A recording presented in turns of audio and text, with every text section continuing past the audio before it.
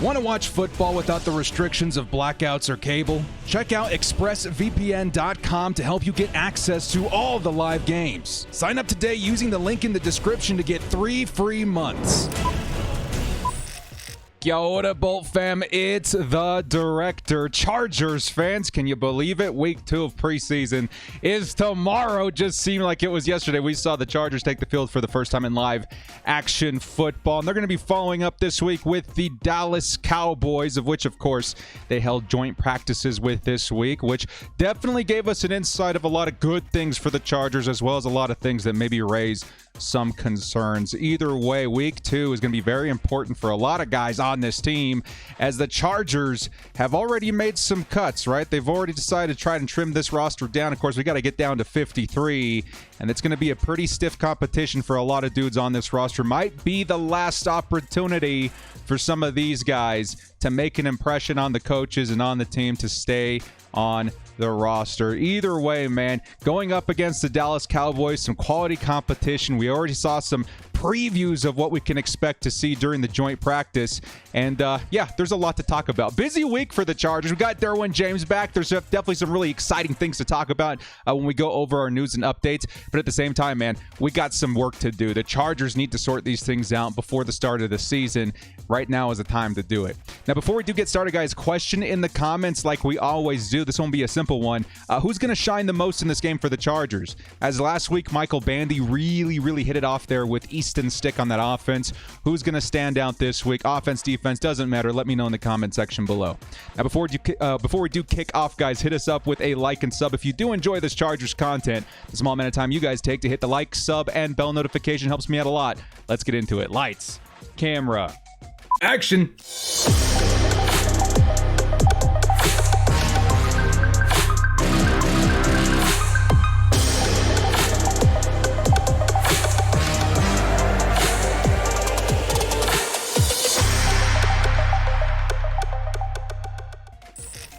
The Chargers versus Dallas Cowboys, week 2 of the preseason game preview. It should be a pretty good one, man. Very excited. We have a lot of things to cover in today's video. Chargers versus Cowboys coming up tomorrow. Let's start things off with a couple of news and updates.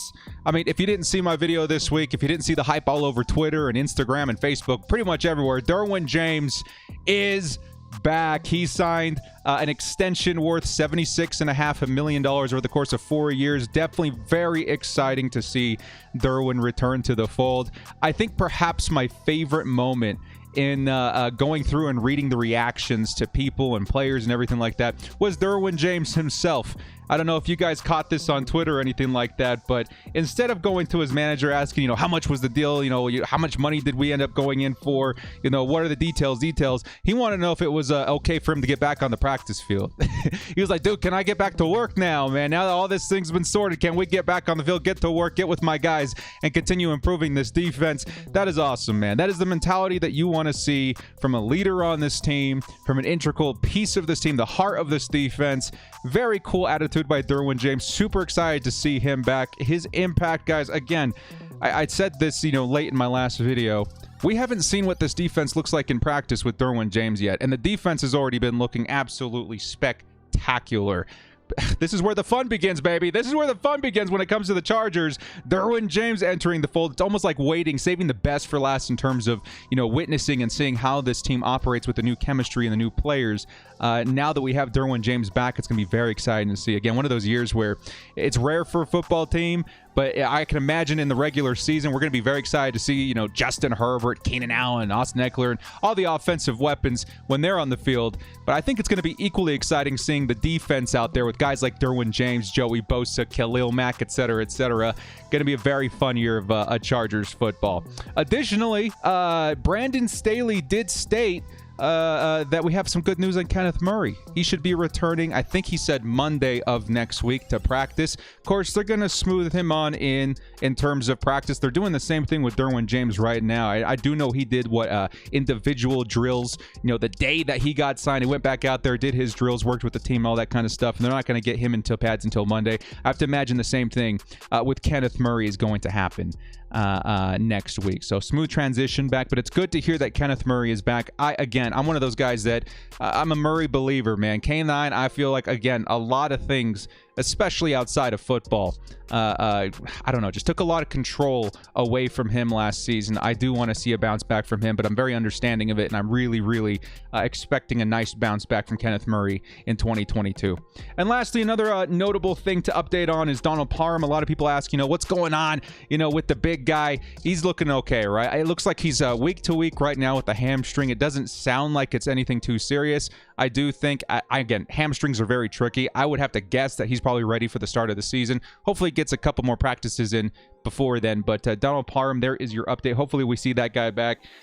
I know, guys, this is not a Madden channel anymore, but if you guys have played Madden recently, specifically Ultimate Team, Donald Parham's probably the best player in the game. I'm just going to kind of throw that out there. Put him at wide receiver, too, okay? That's a PSA for all my heads out there. All right, let's get into the brass tacks of what to expect in this game, starting with what we saw in the joint practice this week. Now, overall, I do think that we saw a lot of really good things. Okay, I want to start it off with that because a lot of people, we saw some concerning things too, right? And there's a lot of us that are kind of freaking out about that because, again, we're on the clock here. There's not going to be a lot of time to sort these things out if they're really huge issues, because in a year that the Chargers are going kind of, all in, you don't want to see these issues arise during the regular season. Now is the time to address these things, okay? But again, I have to reiterate, we saw some great things on the Chargers versus the Dallas Cowboys. Some great play by the defense. J.C. Jackson, Khalil Mack, very evident. Those guys are going to be huge playmakers on this team. Another really nice thing, again, as we're starting with the good before we get into the concerns. The run defense. Man, if there was any team in the NFL to get a nice sample size against in terms of, give us a good quality opponent so we can really test and, put to the test this run defense that we've assembled, it's the Dallas Cowboys, man. They got a great offensive line. They got Ezekiel Elliott, even their backup, Tony Pollard. I'm sure if you play fantasy football, you're very happy if you had Pollard on your team last season. There were some really talented players. And the Chargers run defense, if I were to point just one really good thing out in these joint practices, is that the run defense looks really, really good. Right? They are taking a huge turn for the better. Khalil Mack off the edge, him as a run defender, I think is going so overlooked by me and everybody, right? Like, he's a huge upgrade to this Chargers defensive line in terms of defending against the run as well. Additionally, you got Sebastian Joseph Day, who's been looking fantastic in there. The Chargers just unit that they've assembled in that defensive line going up against Ezekiel Elliott, the offensive line of the Cowboys, looks really, really good. So if Brandon Staley did anything right this offseason, he took a weakness that was our run defense and maybe perhaps turned it into somewhat of a strength, which is really nice to see put to the test in this joint practice. Hopefully we get to see more of that during the actual game. But now we do have to get into some of the concerns, right? Actually, the offense. Let's do some of the good things that we saw on the offense, right? We saw Keenan Allen make some really nice plays against some quality, starters on the Cowboys defense. We saw Josh Palmer out there. There was one clip, I think Daniel Popper posted it, where it looked almost like a zig or like an in route by Josh Palmer. I thought it was Keenan Allen at first. The route running, dude, so smooth. He looks more and more like a Keenan Allen clone the more I'm seeing him in practice and in games. His route running is spectacular. So if you guys haven't caught any, highlights or videos of Josh Palmer in practice, please definitely do check it out. And then Gerald Everett. Finally, right? Gerald Everett and the Justin Herbert connection is finally starting to see some connectivity there, right? Oof, he was looking pretty good, man. So Gerald Everett, Donald Parham, those tight ends going to look very, very nice in the season. Some nice plays on the offense, too, overall. Now, just to kind of get into a little bit of maybe the concerns that we saw in this practice, too, I think the biggest headline was certainly the protection for Justin Herbert. Yeah, that's one that you really don't want to hear, man. The Chargers' offensive line, for the most part, looks really good, right? Rashawn Slater, Corey Linsley, those guys are superstars, certified studs. You got Matt Filer, who's really good. You got Zion Johnson, who's got all the upside in the world. So what's going on? Well, again, it's going to be that right side. We're going to talk a little bit more about that individually in just a second. But all I can say is that the Chargers, they got some homework to do in terms of, figuring that situation out, because that's a huge wake-up call. The sack number is going to maybe upset some Chargers fans in just a moment. So heads up, okay? Heads up, it's not great. The other thing that I really do have to point out is, again, another issue from last season that we're hoping to see a little bit more improvement on. It was the drops, okay? The drops began rearing its ugly head yet again. And that is something that, again, I feel like has been improved upon so much this offseason. It's really disheartening to see that versus, another team coming into your home turf for a joint practice. Hopefully that's something that the Chargers and their staff are really trying to nail hard this offseason because, again, you're going up against an opponent that's not going to let up. Another team, this is why it's such a great exercise to execute in the offseason. You've got to figure out those drops, man. If it weren't for the drops, I think Justin Herbert, can you imagine how much more insane that his season would have been last year, his rookie season even. We don't want to see any more drops, man. He's on the cusp. I think it's something like 38 touchdowns will put him as the most in NFL history over the first 3 years, which that's kind of the mark right there, right? 3, that's the magic number. If he can go over 3 years as the top scoring quarterback in NFL history, this is the one. We can't have drops this season, all right? So in the end, we did see some great plays made, but we got some stuff to work on, okay? And I kind of want to get a little nitpicky on one in particular, and of course, it's going to be that offensive line. I said we're going to touch on it in a minute. Well, here's the minute, okay? Crisis on the right side. That's what I want to call this segment. The Chargers' offensive line on the right side, certainly a concern right now, okay? And right now on the screen, you're going to be seeing Zion Johnson. He's, of course, been pretty good, right? Of course, he wasn't immune to any mistakes during these joint practices. But, given the competition, I would say that, for a rookie, he looked absolutely fantastic. And he's definitely one of the least of my concerns when it comes to this offensive line. I think you give, Zion Johnson a few weeks, he's going to be one of the best guards, in the NFL throughout his first, season. It's very reminiscent to Rashawn Slater. That's the upside that I'm seeing in Zion Johnson. But as a whole, I have to say that this offensive line struggled. Maybe it's a bit of a wake-up call for this Chargers team, the coaching staff, Tom Telesco, Brandon Staley, that maybe we're not done addressing this whole protecting Justin Herbert thing, okay? The Bolts collectively let Justin Herbert get sacked 8 times in this joint practice. 8 times. Okay, I know I want to be a protective person, right? And I know I can maybe overreact sometimes, but that's my quarterback one, man. That's the best quarterback in NFL history over the course of his first 2 seasons. We need to make sure he's upright. And again, very reminiscent of my time, with the Chargers and being such a huge Phillip Rivers fan. You'd never want to see your quarterback hit. But this in particular needs to be addressed right away. Because right now, what I'm seeing from Storm Norton, from Trey Pipkins, is very concerning. I mean, if I had a red flag, and the size of which, represented my concern for the situation, it'd be one of those that you put at the top of those flagpoles, right in the middle of those Macy's parking lots. Just huge. Just, dude, this right tackle situation, we are not done figuring this out. Because, again, with the hype that we heard over the offseason concerning, Storm Norton, Trey Pipkins in particular, their workout regimen, their training programs with Rashawn Slater's, professional trainers, it sounded like a corner was being turned and that we could finally get excited about the upside of these two. And so far, what I've seen has not been great. Not just this week during joint practices, because, again, they're going up against Micah Parsons and D-Law, some really, really good edge rushers. But at the same time, they got beat by other guys, not named Parsons or Law, or Lawrence, I should say, right? They haven't shown a lot even last week versus the Los Angeles Rams, not even versus the other Chargers, the depth pieces on this team in terms of protection, and that is very concerning. And again, they went up against some pretty, nice competition. The rest of the line, wasn't perfect, especially, in terms of how many sacks that they collectively allowed on Justin Herbert. But again, going into the season, I cannot sweat too much on the left side, right? I feel really good about Slater and Filer and Lindsley and Zion Johnson. That right side, if you're an opposing team at the Chargers in any given week, and you see the kind of damage that was done in terms of sending heat on the right side versus Storm or Trey, whoever's going to be playing that position, if you find success there, there's plenty of teams on our schedule that have premier pass rushers that are going to attack that spot, attack that weakness. And again, when it comes to the offensive line, you can certainly say your weakest link, or whatever you want to say in that, right? The weakest link on that line is going to get attacked. You're only as good as your weakest link. And I really do feel like that right side and that whole conversation is not over. It's still up for debate in my mind. My guess, again, if I had to really, I don't know, just predict something here, is that something's about to happen. If we don't see improvement from Storm or Trey, if things continue to trend in the direction they've been trending, if I'm the Chargers and I'm Brandon Staley, I feel like something's got to happen. Pieces got to move. And in my opinion, at this point, again, if things continue the way they're going, I think only one of these guys ends up making the roster in terms of Storm and Trey Pipkins. I think one of them gets cut. The other one is converted to swing tackle, and the Chargers either have to move somebody like Matt Filer or Sawyer to right tackle, or even bring in a new person completely. Because at this point, that is a concern. That could derail your all-in, season for the Chargers in 2022. So I had to address that, guys. I'm sorry. I know not a lot of people like me spending a lot of time on the offensive line, but this is probably the biggest thing in terms of my concerns that we have to work out. Of course, the drops, I'm not going to give the drops their whole, own segment, but that's something definitely they need to figure out as well.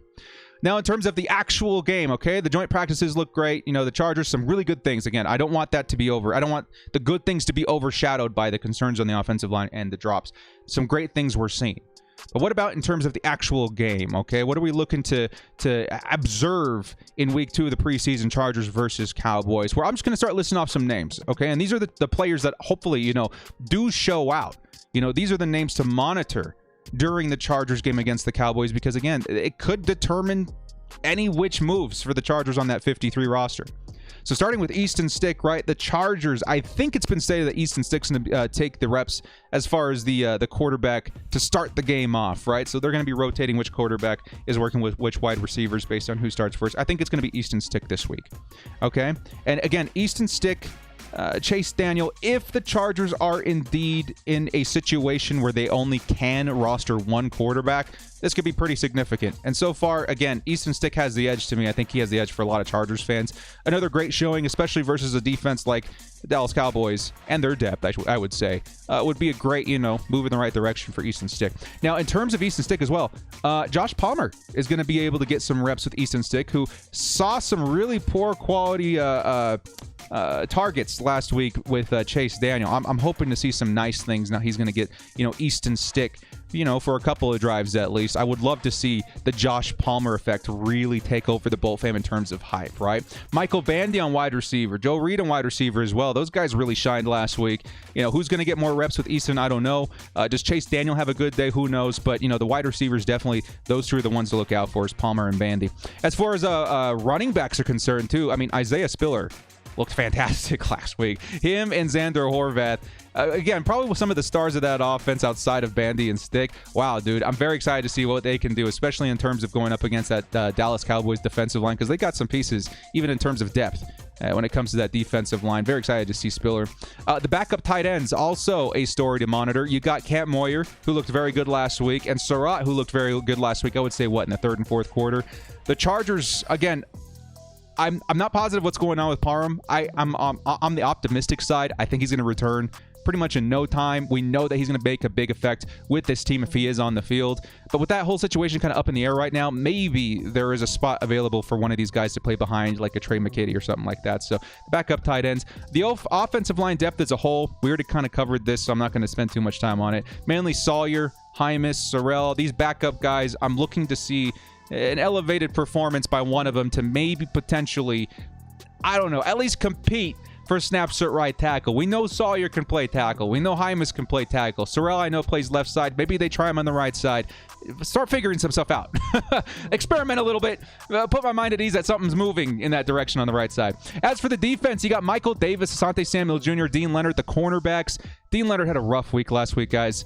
Hopefully, I don't know, something clicked in practice this week, and we see a better outing from him this week. Asante Samuel Jr. versus Michael Davis. That's a very interesting one. Michael Davis, who we're very concerned about at the top of the preseason, at the top of training camp, he's been turning a corner. He's been looking really good. I would say that he's starting to insert himself back into the conversation of, all right, so the slot is going to be rotated in terms of Asante Samuel and Bryce Callahan, right?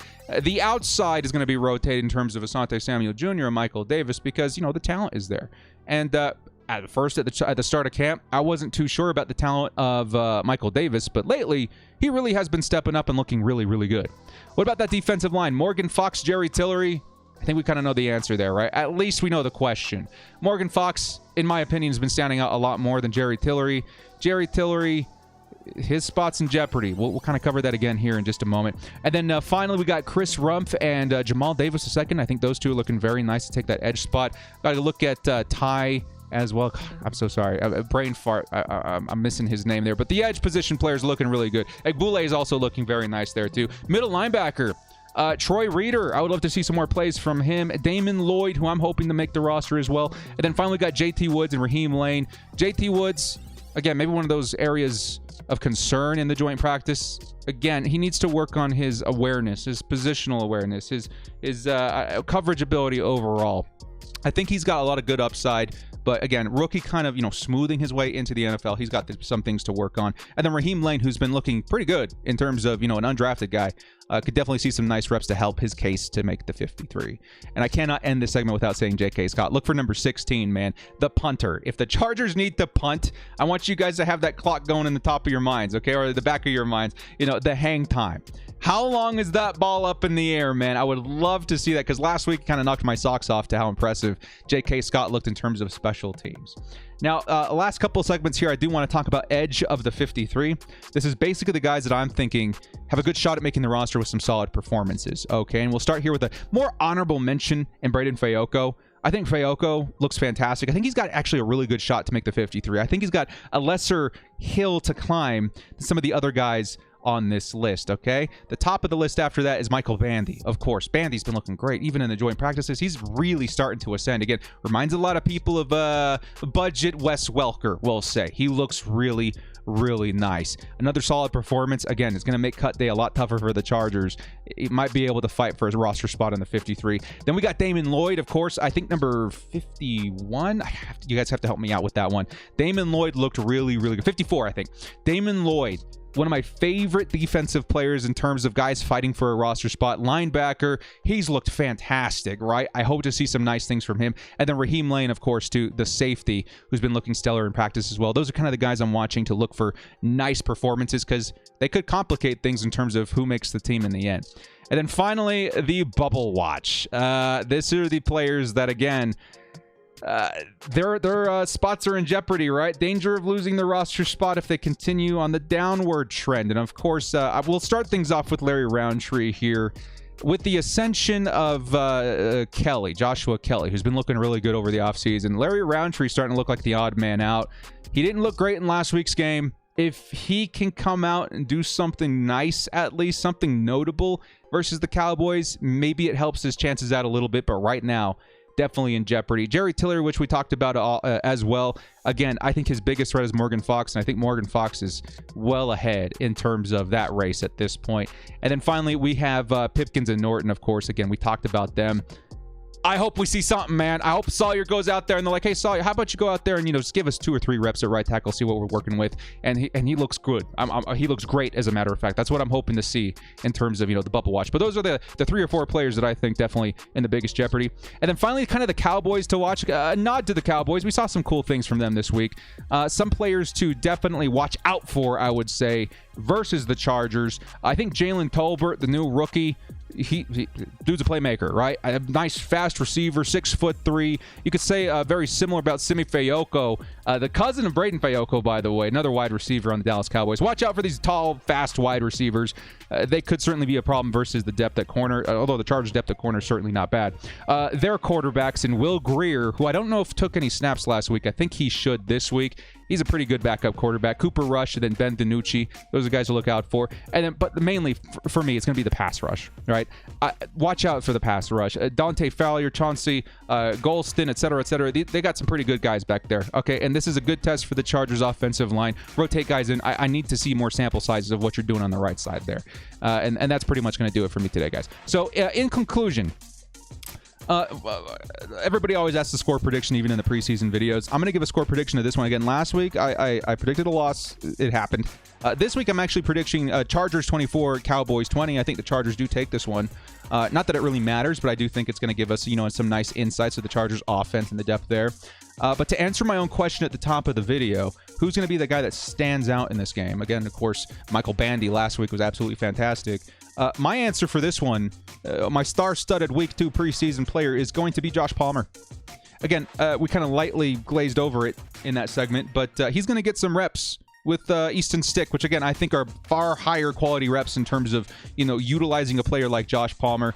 Palmer, dude, I don't know. I don't know how to explain it because I don't know if I'm overhyping it yet. I don't think I am. He looks, in terms of his route running, a lot like Keenan Allen, like stupidly like Keenan Allen, and give him some good reps in a preseason game, he could be the player that gets everybody super excited. I'm telling you, Josh Palmer is a certified freak when it comes to getting open, creating separation, his release, his running, his hands even. Like, man, dude, Josh Palmer's a full package, and I think we're going to get a nice preview of that on Saturday as well. That's going to be the dude, man. I think he's going to be the one that really gets everybody excited. So, in conclusion, as we get closer to the start of the season right here in September, these games are becoming more and more important. To me, this is the game that you must see improvement on the right side of the line. Okay, again, I know I'm barking this, all the way to next Tuesday, but it's important, right? If I don't see any improvement on the right side of that line, decisions need to begin to be made, right? Things need to start being put into motion, right? If they hold up, then great. I'm willing to continue observing, hoping that things work out for the best. But if they struggle, it's really time to execute Plan B. And as for the other position battles, this week could, really be a make or break for a lot of players. Solid performance from numerous players is almost a last-ditch effort. You got to go out there and put up your best self in order to try and make this team, at least make it further. Another week, almost like Survivor. I made it another week, man. If I can figure something out, maybe I can make it the next week and the next week until we make the 53. So in the comment section below, let me know some of the things that you're most excited to witness in this game, some of the players that you're most excited to hopefully see become that star-studded player of the week. And then, of course, maybe some of your concerns as well, because, again, there's a few, right? Right side of the line for me is the biggest one, followed by drops, followed by et cetera, et cetera. It doesn't really matter past that. Those are the biggest things I'm worried about. So you guys let me know in the comment section below. Well, guys, if you did enjoy what you saw here, hit us up with a like and sub on your way out. Thank you so much for joining me. This has been The Director. We'll see you next time. And as always, bolt up and stay frosty. Solve that line issue, Chargers. I'm going crazy over here, man.